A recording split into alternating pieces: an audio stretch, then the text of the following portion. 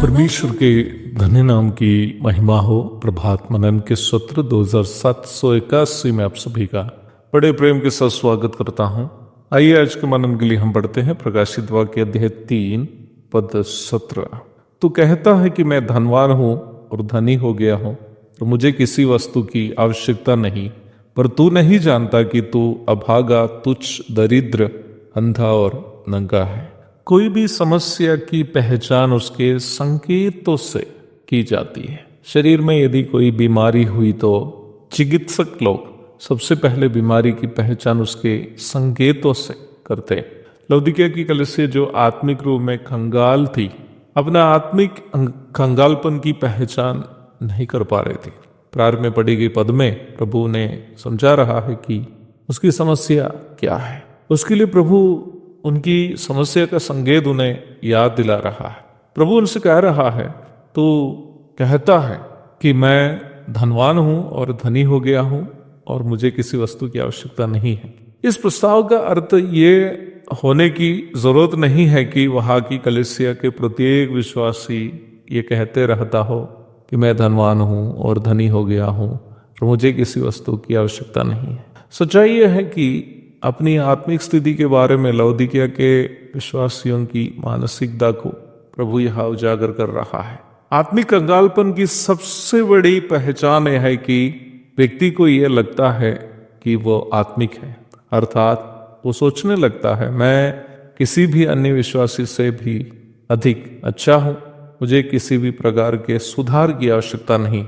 जो व्यक्ति इस प्रकार आत्मिक कंगालपन से गुजरता है वो हमेशा दूसरों से अपने आप को तुलना करके खुद को मार्क डालता है। यीशु मसीह के समय के फारिसी लोग इस प्रकार के लोग थे। प्रभु स्वयं भी उन लोगों के आत्मिक गरीबी को सूचित करने के लिए एक दृष्टांत बताया था। लूका अध्याय 18 की 9 से 14 तक के भाग में प्रभु के द्वारा बताए गए दृष्टांत को आप पढ़ सकते हैं।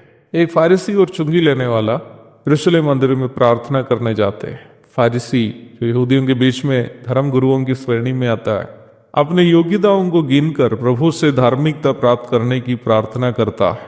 उसकी नजर में उस चुंगी लेने वाले से जो उसके बगल में प्रार्थना कर रहा था वो अच्छा इंसान था। फारिसी के अनुसार वह अंधेर करने वाला, अधर्मी, व्यभिचारी आदि नहीं था और उसके नजर में चुंगी लेने वाला ये सब भी था।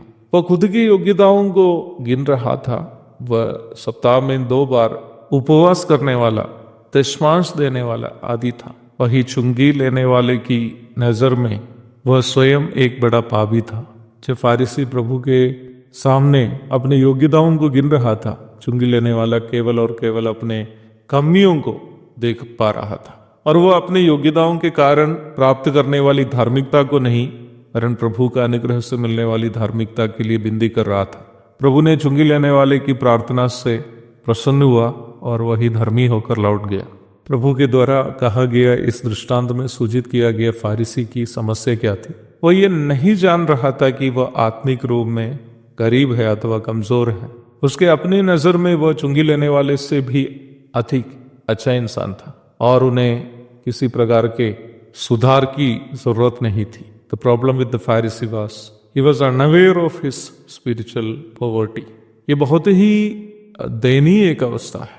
यदि मुझे अपनी कमी की, बीमारी की जानकारी नहीं हो तो क्या मैं उसकी इलाज कर पाऊंगा? कभी नहीं, क्योंकि मेरे नजर में मैं बीमार नहीं हूं। आत्मिक परिपक्वता के शिखर पर पहुंचने के बाद यहाँ तक प्रेरित पौलुस भी अपने आप को उस पापियों में प्रथम समझ रहा था जिसके लिए यीशु मसीह की मृत्यु हुई थी। पहला तीमुथियुस 1:15। आत्मिक दर्शन प्राप्त पौलुस चिल्लाकर रोता है, मैं कैसा अभागा इंसान हूं, मुझे इस मृत्यु की देह से कौन छुड़ाएगा। रोमी 7:24। आत्मिक परिपक्वता हमें अपने कमियों को देखने और खुद को नम्र बनाने के लिए जो प्रेरित करता है। आत्मिक कंगालपन हमें अपने नज़र में धर्मी और अन्य लोगों की तुलना में अच्छा समझने के लिए प्रेरित करता।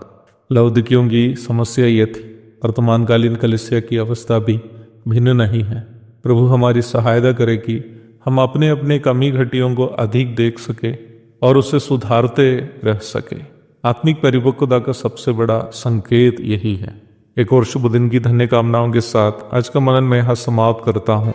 प्रभु आप सबको आशीष दे। आमीन।